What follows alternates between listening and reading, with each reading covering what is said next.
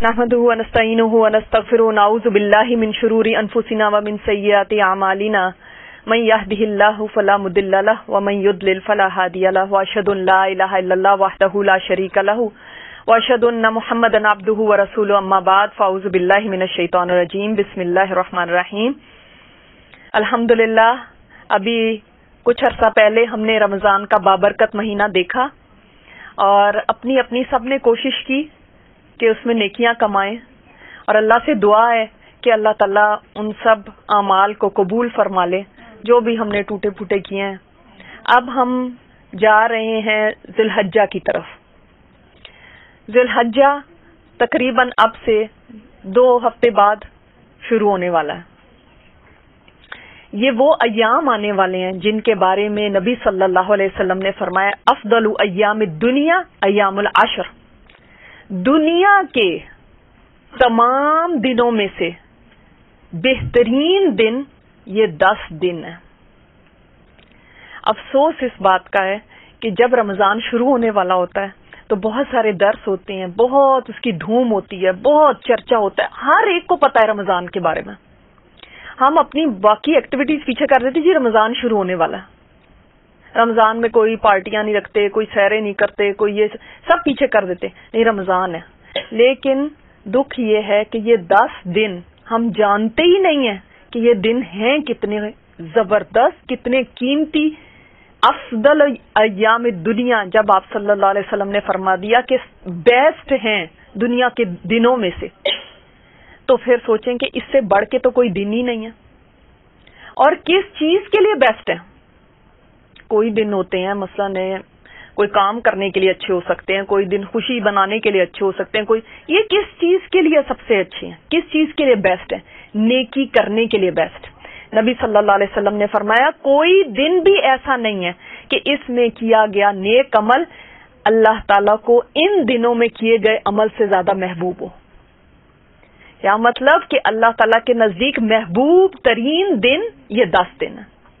और मैं इसको ऐसे कहूंगी, आपको लोग कहते होंगे ज़िलहज्जा के दिन बड़े खूबसूरत दिन, बेस्ट डेज। मैं आपको इसको ऐसे बयान करूंगी कि देखें, हम सबको अल्लाह से मोहब्बत है ना, ठीक है, हम सबको अल्लाह ताला से मोहब्बत है और उसकी एक निशानी है कि आप यहाँ बैठे हुए हैं। अब देखें कि जिसको अल्लाह से मोहब्बत है तो उस जात को जिस चीज से मोहब्बत होगी ला मोहल्ला हमें उससे मोहब्बत होगी, राइट? कि अल्लाह ताला के नजदीक ये दिन महबूब और हमें अल्लाह महबूब। तो अब मैं इन दिनों का नाम पता है क्या रखूंगी? महबूब के महबूब दिन। महबूब के महबूब दिन। जो दिन महबूब को महबूब है वो कैसे ना मुझे महबूब हो, वो दिन तो मुझे सबसे प्यारे लगेंगे। अब क्या ये दिन रमजान से भी ज्यादा प्यारे हैं, ज्यादा अच्छे हैं? बताइए, आप लोग बताएं, क्या ये रमजान से भी ज्यादा अफजल दिन है? अच्छा, रमजान से भी ज्यादा अफजल है, कैसे कह सकते हैं? अल्लाह के महबूब दिन है, बिल्कुल सही।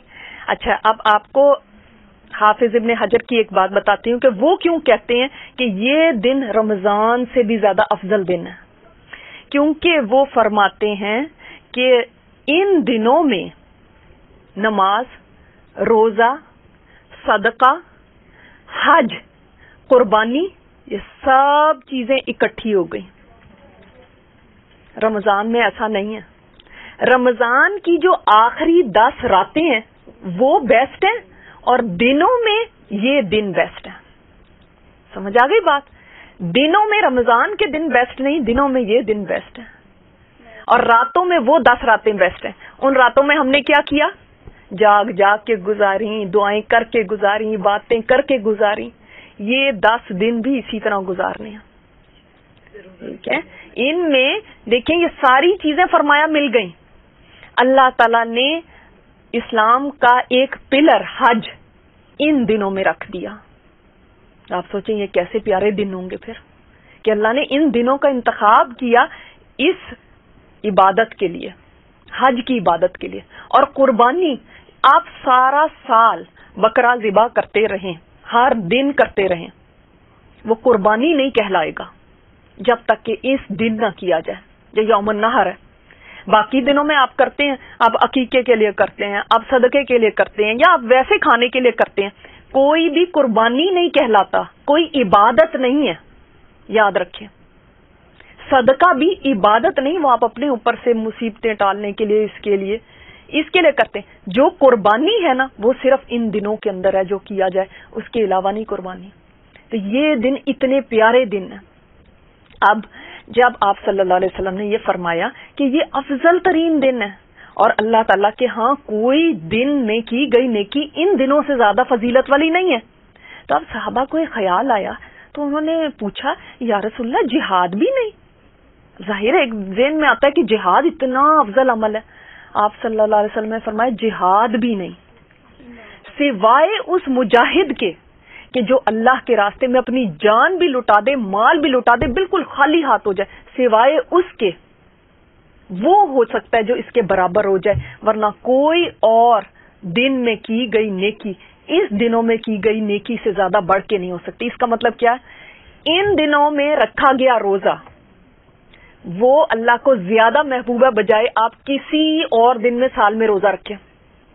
ان دنوں میں پڑھی گئی نماز اللہ تعالیٰ کو جتنی محبوب ہے پورے سال میں کسی دن آپ نماز پڑھ لیں گے اتنی محبوب نہیں ہے. ان دنوں میں پڑھی گئی تہجد اللہ تعالیٰ کو اتنی محبوب ہے کہ پورے سال میں آپ کسی رات میں تہجد پڑھے اتنی محبوب نہیں ہے. ان دنوں میں کیا گیا ذکر اللہ کو اتنا محبوب ہے کہ کسی اور دنوں میں کیا گیا ذکر اتنا محبوب نہیں ہے. اللہ تعالیٰ نے ان دنوں کی قسم قرآن میں کھائی ہے، فرمایا والفجر ولیال عشر. یہ جو لیال عشر فرمایا نا 10 راتوں کی قسم، وہ یہ اصل میں یہ دن ہے ذی الحجہ کے دن. تو جس کی قسم اللہ تعالیٰ کھا لے پھر وہ چیز کتنی زیادہ اس کا مطلب عظمت والی ہے، کیونکہ اللہ تعالیٰ نے جس چیز کی قسم کھا لی وہ تو فضیلت والی ہوئی نا. تو ان 10 دنوں کی قسم اللہ پاک نے اپنے قرآن میں کھا لی. جیسے رمضان کی فضیلت کس وجہ سے ہے سب سے زیادہ؟ قرآن کی وجہ سے، شاباش. اسی طرح ان 10 دنوں کی فضیلت کس وجہ سے؟ حج کی وجہ سے. مگر جو لوگ حج پہ نہیں جا سکتے کیا وہ سارے محروم ہیں اجر سے؟ نہیں، اللہ تعالیٰ نے ان کے لیے بھی راستہ رکھا ہے. وہ رحمان اور رحیم رب ہے. کتنے لوگ آپ میں سے ہیں جو حج پہ جا رہے ہیں اس دفعہ؟ ماشاءاللہ، الحمدللہ. جو نہیں جا رہے ان کو پھر ایک دل میں رہتی ہے یہ کسک کہ ہم نہیں جا رہے. اور اب اس کو کیسے پورا کیا جائے، کیسے اس کی کمپنسیشن کی جائے، کیا کوئی طریقہ ہے؟ تو یاد رکھیں جو حج پہ نہیں جا رہا اس کے لیے ان دنوں میں سب سے بڑی چیز جس کے بارے میں آپ صلی اللہ علیہ وسلم نے فرمایا، مسند احمد کی روایت میں ہے کہ ان دنوں میں کیا کرو؟ کثرت سے، با آواز بلند. سب سے پہلے کیا؟ کثرت سے، یعنی بہت زیادہ اور بلند آواز میں کیا کرنا ہے؟ تکبیر، تحلیل، تحمید. تکبیر، تحلیل، تحمید، یعنی تکبیرات جو ہم کہتے ہیں نا ان دنوں میں یہ خاص عمل ہے جو سنت آج بالکل لوگوں کو پتہ ہی نہیں کہ یہ بھی ایک سنت ہے. تکبیر، اس تکبیر میں کیسے ہم یہ تکبیرات پڑھیں گے؟ بہت ساری تکبیرات ہیں مگر ایک تکبیر کی آپ کو اگزامپل دیتی ہوں اور آپ میرے سامنے ابھی وہ پڑھیں گے کہ وہاں دوسرے ہال تک ان کو پتہ چل جائے کہ یہاں پہ درس ہو رہا ہے. ٹھیک ہے، اتنی آواز ہونی چاہیے. 3 دفعہ ہم کہیں گے اللہ اکبر، اللہ اکبر، اللہ اکبر. چوتھی دفعہ ہم کہیں گے لا الہ الا اللہ. پھر 2 دفعہ کہیں گے پھر سے اللہ اکبر، اللہ اکبر، پھر وللہ الحمد. چلے میرے ساتھ بولیں، اللہ اکبر، اللہ اکبر، اللہ اکبر، لا الہ الا اللہ، اللہ اکبر، اللہ اکبر، وللہ الحمد. ٹھیک ہے، یہ سب سے زیادہ کامن تکبیر ہے جو کہ کہی جاتی ہے. اور اگر آپ کو یہ یاد ہے یہ کہہ لیں، اور کوئی آپ تکبیرات اور بھی اللہ اکبر کبیرہ والحمدللہ کثیرہ وسبحان اللہ بکرۃ واصیلا وہ بھی پڑھ سکتے ہیں.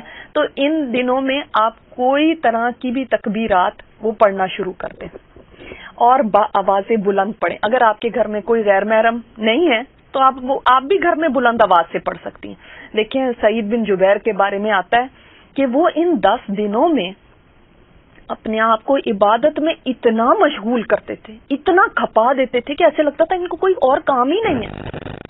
ہم سوچتے ہیں لیکن ہم ایسے کیسے کر سکتے ہیں, ہمارے پاس جاب بھی ہے, ہمارے پاس گھر کے بھی دھندے ہیں, بچے بھی ہیں. تو ٹھیک ہے, کوئی آپ اسے اگر چھٹی نہیں لے سکتے تو تکبیرات پڑھنے میں تو کوئی بھی چھٹی لینے کی ضرورت نہیں ہے. آپ گھر کے کام کرتے ہوئے بھی تکبیرات پڑھ سکتے ہیں. اور جب ہم بلند آواز سے پڑھیں گے تو کیا ہوگا, بچے بھی سنیں گے. آپ یہ جو ہم نے آج باتیں سننی ہے نا, یہ ہم نے بچوں کو جا کے ضرور بتانی ہے, ان کے ساتھ شیئر کرنا ہے. ٹھیک ہے, تو جب وہ سنیں گے تو ان کو بھی یاد آ جائے گا. جب ہم تھک جائیں گے تو پھر ہم کیا کریں گے, ہم اس پہ آن کر دیں گے, اپنے فون پہ یا کمپیوٹر پہ آن کر دیں گے, گھر میں گونجتی رہیں, کیونکہ ہمیں ظاہر بھول بھی جائے گا اور ہم تھک بھی جائیں گے. تو اس پہ آن کر دیں, پھر لا محالہ آپ دیکھیے گا کہ جب چل رہی ہوں گی اس کے اوپر تو آپ کے خود بخود زبان پہ آ جائیں گے. 10ویں تاریخ تک آپ کو اس کی بھی ضرورت نہیں پڑے گی چلانے کی. اگر آپ نے واقعی ایسا کیا کہ سارا دن وہ ایک لوپ میں لگا دیا اور چلتی رہیں تو انشاءاللہ آپ کی زبان پہ جاری ہوں گی. دیکھیں حضرت ابو ہریرہ اور حضرت عبداللہ بن عمر وہ کیا کرتے تھے, بازاروں میں نکل جاتے تھے, بازاروں میں نکل جاتے تھے اور اونچی اونچی آواز میں تکبیرات پڑھتے تھے, اور بازار والے سنتے تھے تو وہ بھی پڑھنے لگتے تھے. سبحان اللہ. آج کے وقت میں کوئی شاید ایسا کرے تو کوئی کہے گا کہ یہ کیا پاگل ہی ہو گیا ہے شاید, یا پتہ نہیں شو آف کر رہا ہے اپنی بڑی تکبیرات سنا سنا کے. حالانکہ دیکھیں اگر یہ شو آف ہوتی تو وہ صحابہ کبھی نہ کرتے. تو اس کو شو آف نہ سمجھیے گا, آپ پڑھنے لگے تاکہ دوسروں کو بھی موٹیویشن ملے. آپ کسی مجلس میں جائیں, وہاں پہ یہ بات شیئر کریں, ان کو بھی بتائیں کہ چلو تکبیرات پڑھتے ہیں. اور ابن عمر کے بارے میں آتا ہے جب وہ مینا میں ہوتے تھے, مینا کے دنوں میں یہ تکبیرات ہیں, یہ سارے ظاہر ہے 8 تاریخ سے مینا چلے جاتے, تو وہ وہاں پہ اتنی اونچی تکبیرات پڑھتے تھے کہ مسجد تک ان کی تکبیرات کی آواز جاتی تھی. تو مسجد والے پڑھنے لگتے تھے, جب مسجد والے پڑھتے تھے تو ان کی آواز بازار تک جاتی تھی, بازار والے پڑھنے لگتے تھے, اور جب بازار والے بھی پڑھنے لگتے تھے تو پورا مینا تکبیرات سے گونج جاتا تھا. سبحان اللہ, وہ کیا سما ہوگا, ہم نے تو کبھی آج تک سنا ہی نہیں ایسا. ہم نے تو یہ منظر اپنے گھروں تک میں بھی نہیں دیکھا کہ ہمارے گھر پورے گونج جائیں تکبیرات سے. اللہ تعالیٰ ہمارے گھروں کو ایسا بنا دے کہ ہمارے گھروں میں تکبیرات گونج جائے. چلو مینا نہیں ہم کر سکتے تکبیرات, تو ہمارے اپنے گھر تو اتنی سی جگہ تو ہماری اپنی کیپیسٹی میں ہے کہ ہم یہ کر سکیں.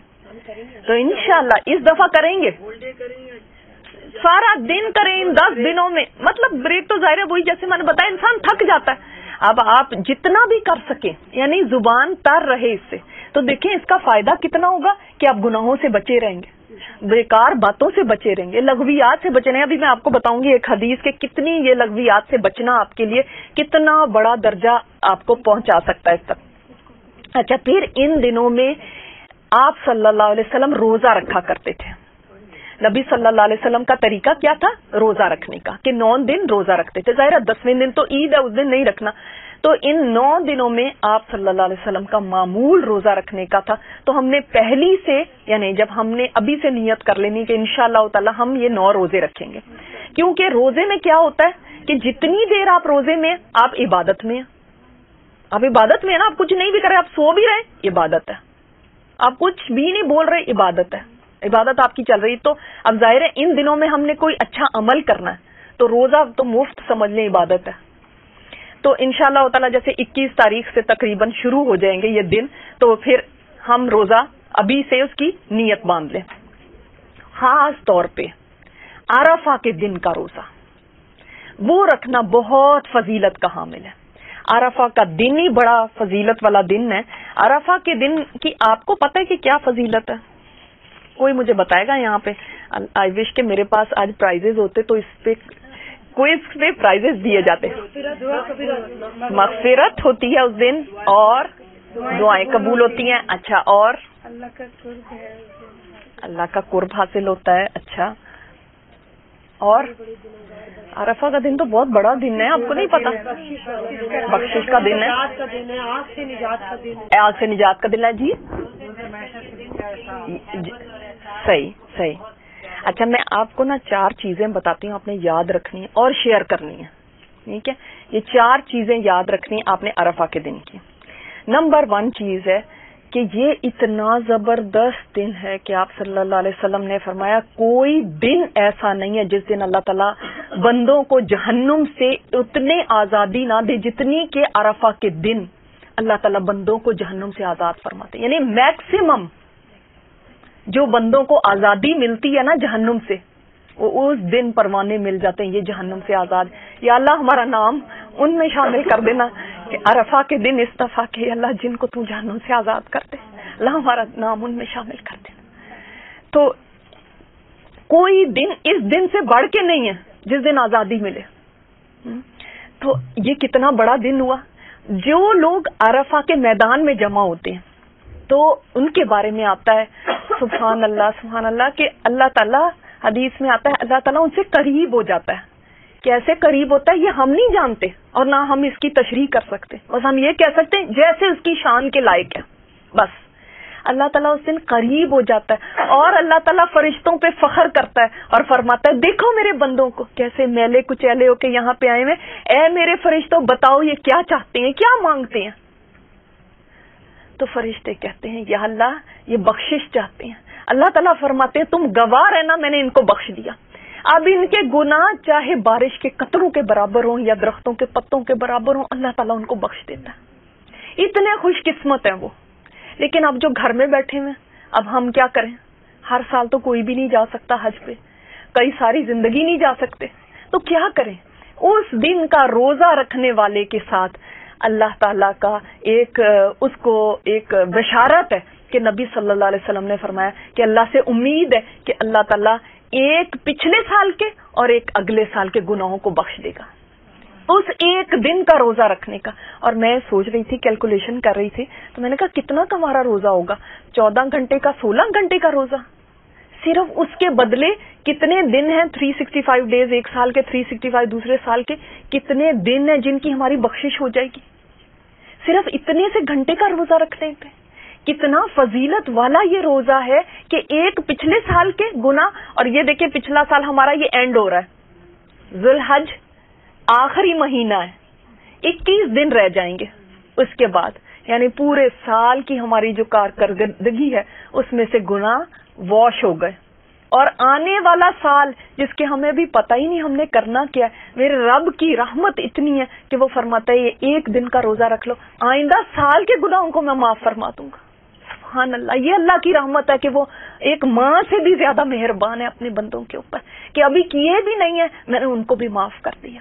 یہ اس ایک دن کے روزے کی فضیلت. تو اللہ تعالیٰ فرماتے ہیں ان کو بھی میں نے معاف کر دیا جو عرفہ میں جو وہاں پہ روزہ رکھ رہے ہیں ان کو بھی معاف کر دیا، کیونکہ عرفہ والوں کے لیے منع ہے وہ نہ روزہ رکھیں. جو حج پہ جائے وہ وہاں پہ جو لوگ ہوتے ہیں وہ نہیں روزہ رکھیں گے، جو گھروں میں وہ روزہ رکھ کے وہ بھی اپنی بخشش کروا سکتے ہیں کیونکہ وہ دکھی ہوتے ہیں کہ ہم کیا کریں. تو ایک تو اس کا یہ ہو گیا کہ جہنم سے خلاصی، انسان کا روزہ رکھنا اس کی بخشش کا سبب بن گیا. تیسری چیز اس کے اندر جو بڑی اہم ہے اور وہ یہ کہ ایک یہودی حضرت عمر کے پاس آیا تھا اور اس نے کہا تھا اے امیر المومنین، آپ کی کتاب میں ایک آیت ہے، اگر وہ ہمارے اوپر اترتی تو ہم اس دن کو عید کا دن بنا لیتے. تو حضرت عمر نے پوچھا وہ کون سی آیت ہے؟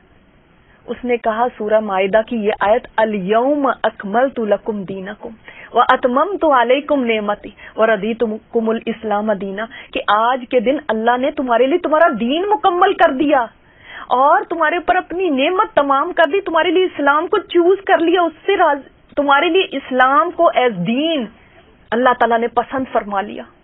تو یہ تو وہ دن ہے، ہم کہتے ہیں نا اسلام ایک نعمت ہے، جس کو نعمت لگتی ہے سمجھ لیں یہ وہ دن ہے جس دن یہ نعمت تمام ہوئی تھی، جس دن یہ مکمل ہوئی تھی، جس دن یہ دین پورا کا پورا ہمیں مل گیا مکمل ہو کے. یہ اس کی سیلیبریشن ہے عرفہ کا دن جو ہے. یہ اکثر لوگوں کو نہیں پتا کہ یہ دن تھا. تو حضرت عمر نے فرمایا ہم تو اس کے اوپر آلریڈی عید کرتے